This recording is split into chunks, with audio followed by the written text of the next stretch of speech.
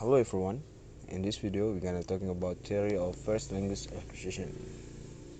Here we go. Language acquisition refers to how humans and develop ability to understand and use language. Numerous language acquisition theories aim to understand and explain how the process begins and progresses. There are four main theories of language acquisition that we learn in English language. The first one is behavior theory. Is a psychological framework used to examine and explain human psychology. Some psychologists may explore matters of the unconscious or refer to aspects of humanity that are whole internal and do not display outward characteristics. The second one is cognitive theory is built around the premise that a person does control his action, personality, and to some degree his circumstances. It is an area of psychology is in sharp contrast with behavioral theory, which states that there is an interrelationship between an individual's behaviors and his physical environment. The third is the native theory suggests that language learning is an innate ability that all children are born with. Nativist theorists believe that there is a specific area of the brain dedicated to learn a language and the children have the ability to understand basic grammar without any formal teaching. And the last one is the interactionist theory was first suggested by Jeremy Bruner in 1983, who believed that although children do have an innate ability to learn language, they also require plenty of direct contact and interaction with others to achieve full language fluency. Behavioral theory by B.F. Skinner. B.F. Skinner said the behavioral theory of language acquisition, sometimes called the imitation theory, is part of behaviorist theory. Behaviorism proposes that we are a product of environment. Therefore, children have no internal mechanism or ability to develop language by themselves. There's psychology theory called operant conditioning their peers' behavior with consequences. When applied in a professional setting, employees either earn rewards when they exhibit behavior that benefits the company or receive penalties when their behavior isn't productive. And how does operant conditioning apply to language acquisition? Skinner suggests that children first learn words and phrases from their caregivers or others around them and eventually try to say and use those words correctly. In this case, operant conditioning occurs when a caregiver responds to the children's attempt at using language. Cognitive theory by Jean Piaget. The cognitive theory of language acquisition suggests that the primary drives behind our actions are our thoughts and internal processes. Jean Piaget in 1923 assumes that children are born with relatively little cognitive ability, but their minds develop and build schemes, ideas on understanding of how the world works as they age and experience the world around them. Piaget believed that cognitive development occurs as a child mind develops through a series of set stages until they reach adulthood. Piaget named this the fourth stage of cognitive development. The first stage is sensory motor stage, which include when the children born until 18 or 24 months. At this stage, children will learn predominantly through sensory experience and manipulating objects. Piaget suggested the children are born with basic action schemes such as suckling and gripping, and they use direction schemes to comprehend new information about the world. In his book, The Language and Thought of the Children in 1923, he also stated that a child's language functions in two different ways. The first is egocentric. At this stage, children are able to use language but not necessarily understand its social function. Language is based on children's own experience and they struggle to understand the thoughts, feelings, and experience of others. And the second is socialist. Children begin to use language as a tool to communicate with others.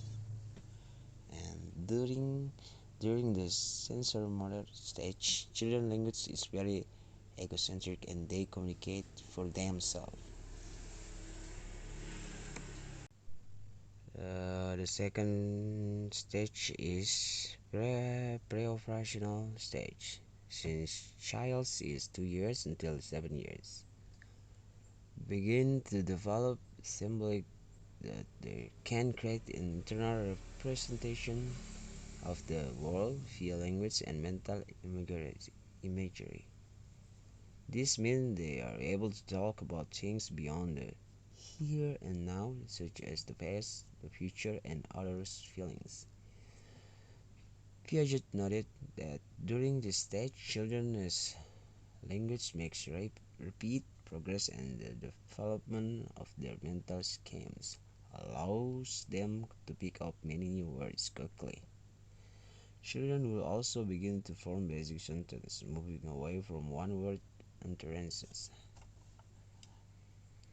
Example: instead instead of saying out, a child may begin to say, "Mommy, go out."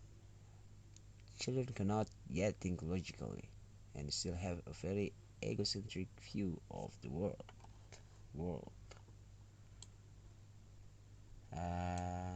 And the third stage is concrete operational stage, 7 to 11 years. Children begin to think more logically about concrete events and solve problems. However, things thing is still very literally.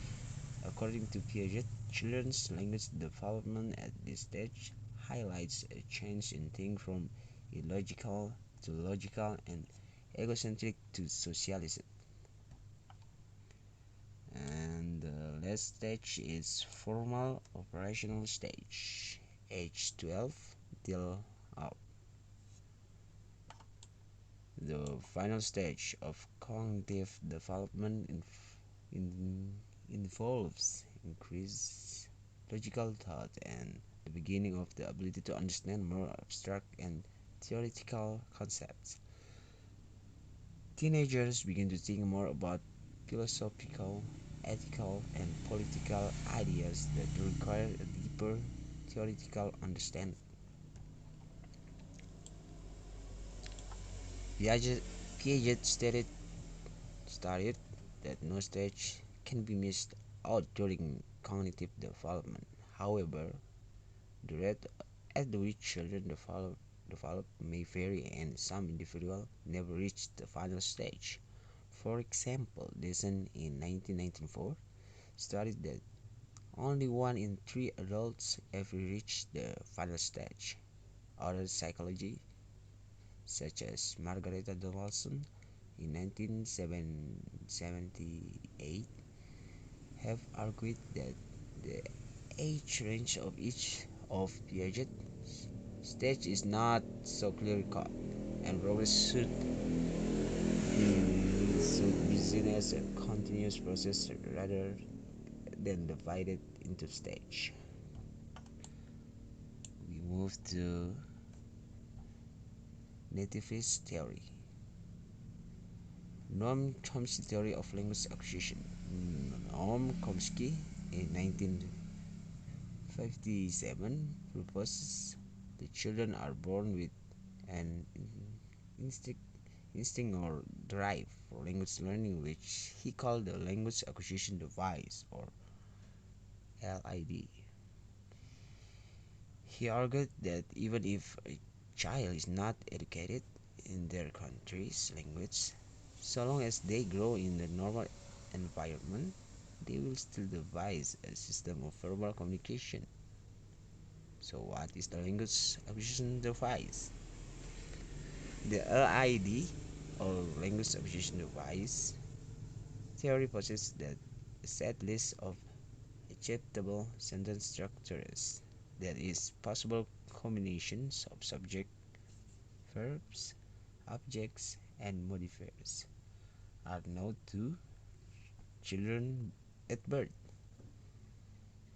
Though children rarely perfect grammar spoken during their early years, the LID theory argues that with sentence fragments and run-on sentences of ordinary human speech and the innate universal grammar rules, children are able to flesh out a full language in just a few short years. According to the LID theory, a child does not pass its early years just meaninglessly repeating word and phrase, but in observing grammar variations and supplemental rules to construct new variations of sentence structure. And the last one is interactionist theory by Jerome Bruner theory of language acquisition. Jerome Bruner in 1961 believed that children are born with an ability to develop language, but they require regular interaction with their caregivers or teachers to learn and understand it to a level of full fluency. This idea is known as the Language Acquisition Support System, or LISAs. A caregiver may also use child-directed speech, or CDS, altering their own use of language to make it easier for a child to conceptualize language independently. So, what is CDS and how does it aid language acquisition? CDS, or child directed speech, is commonly known as baby talk in everyday life. It is when an adult changes their use of language when talking to a young child. This includes change such as slower speech in a higher voice, more obvious intonations for different types of speech, like questions, statements, orders, and very simple sentence structure. These strategy all simplify language to make it as easy as possible for children to understand.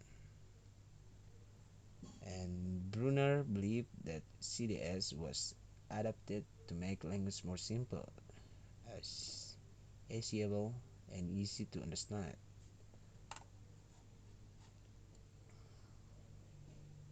According to this theory, children cannot develop an understanding of the more complex part of language alone. Thus, CDS acts as an infant-friendly introduction to language that can be built on throughout infancy, early childhood, and into school. And that's all I got. Thank you for watching and see you in the next video.